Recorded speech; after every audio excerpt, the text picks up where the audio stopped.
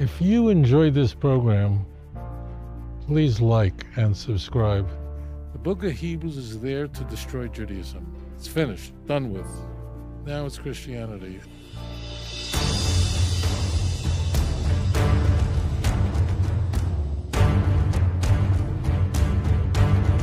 My name is Nati Matzoff from West Orange, New Jersey. My question's on Hebrews 8, on where he misquotes Jeremiah 31 there, and he deletes the word Baalti and replaces it with something with I had rejected them, which isn't there. But that, from the way when I read the passage, that's like the least of the problems with that. The biggest problem is that he sort of like flips the passage straight on its head and makes it say the opposite of what it's actually saying. When Yirmiyah is speaking of a new covenant, he's actually saying quite the opposite. But it's not just that, but like, he seems to tell you right to your face that he's flipping it on its head, because he actually quotes the pasuk where Yirmiyah is defining what the bris Hadasha is going to be, where he says, "I'm going to inscribe the law into their hearts, into their minds." But nevertheless, he still goes ahead with his own version of the bris Hadasha and says that no, it actually just means that Jesus is going to, that Yeshua is going to replace the base of is bringing some new covenant that he's going to replace it for you. I'm curious as like why Christians don't see this obvious problem that if you actually forget about just going actually to Yirmiyah and reading the whole parak in context. Do you know any Christians that read Jeremiah 31 do you know one Christian that really knows Jeremiah 31 in context? I know the answer. The answer is no, you don't know one. And the answer is Christians don't look it up. What is the book of Hebrews? It's a screed that goes on for 13 chapters.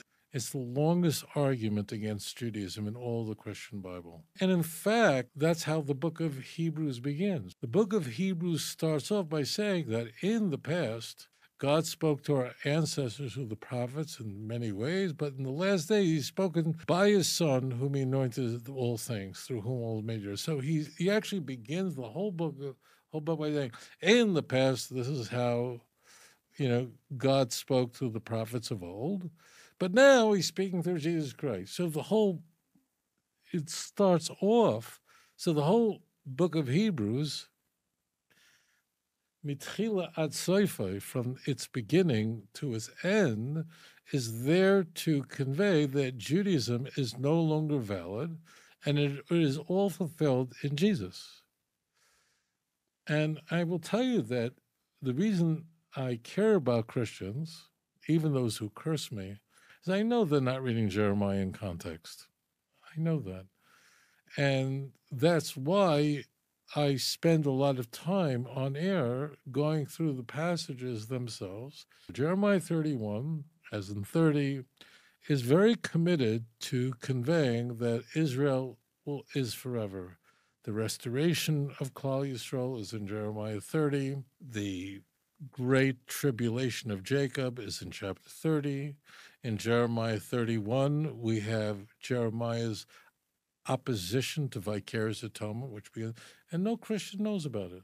They don't know it. Why? Because they're evil? No, because the churches don't teach it. Sunday schools don't teach it. They don't.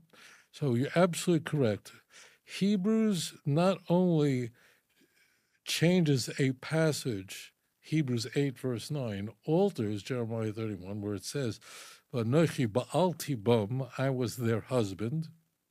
That word Baal, actually the root appears many times in Tanakh, which means a man, a husband, or an owner. It means a master of sorts. I was their husband.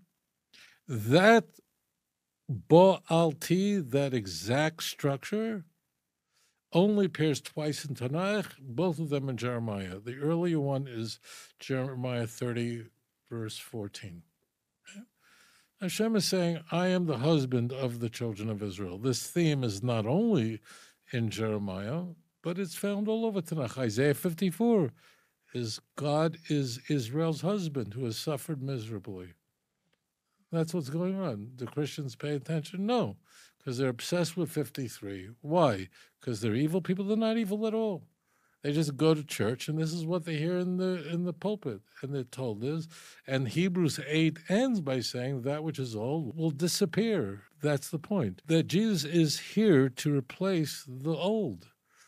Jesus is higher than the angels, and he's not an angel. That's how Hebrews begins.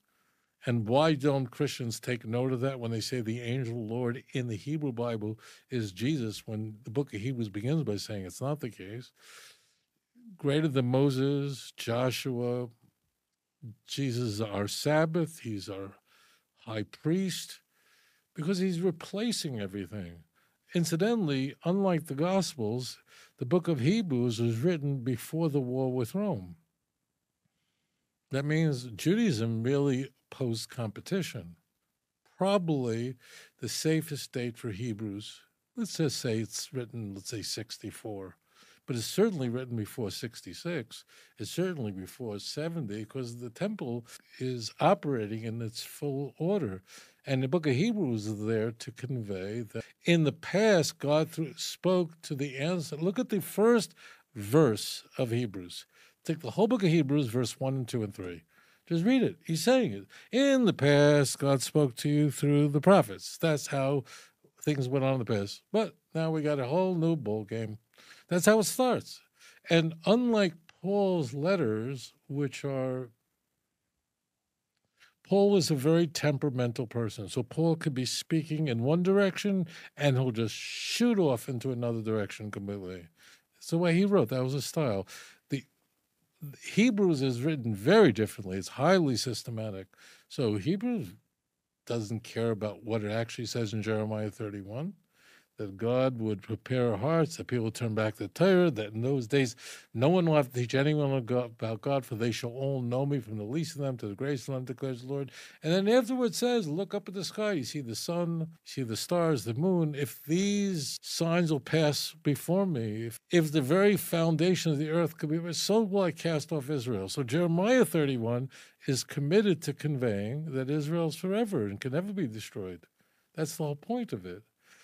And it's an incredible chapter, because it was written by Jeremiah during a time when he was witnessing the destruction of the first temple.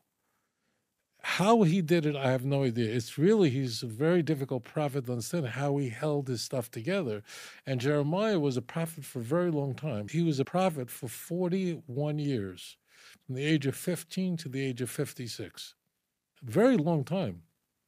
And what he observed and endured and nearly assassinated, he wasn't assassinated. God promised him from the get-go he's not going to let it happen to him. He was almost killed. A black slave saved him from quicksand. He was close to death on a number of occasions, but he made it. How, in the midst of the disbelief of others, he managed to keep it together and view into the future, deep into the future, that Israel will be preserved, and never allow his emotions to get to him. He was a very young Navi. He was very young. He was a teenager when he became a Navi, a prophet. In fact, when Hashem called him to be a Navi, a prophet, Jeremiah, like Moses, argued with God why he really is not the right person for this vocation. And he said, Naranoichi, I'm a kid. He was a teenager. Hashem says, you got what it takes. From the womb, if you want to do it, but you have what it takes, you can do it. Jeremiah was a very reluctant fellow. And how he didn't give up and continued saying, but it's going to happen, is really hard to believe. But the book of Hebrews was written not by Paul, but someone who took his cues from Paul.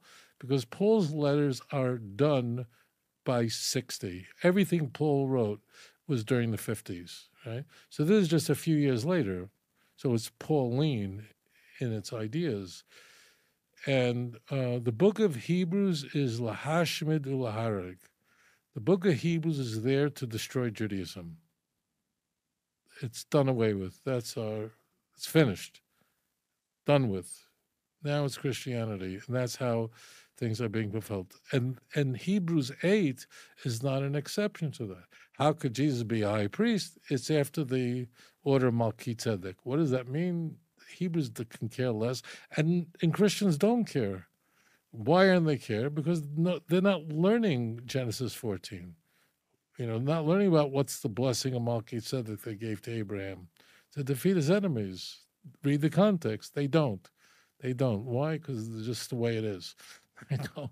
And that's why the work of what we're doing is so important, because the people who are in my interlocutors are not all, but many of them are good faith actors. They mean well, but nebuch, because they grew up in the church, they're lost.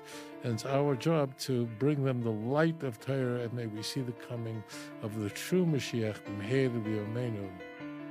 quickly in our time. Thank you. If you enjoyed this program, please like and subscribe.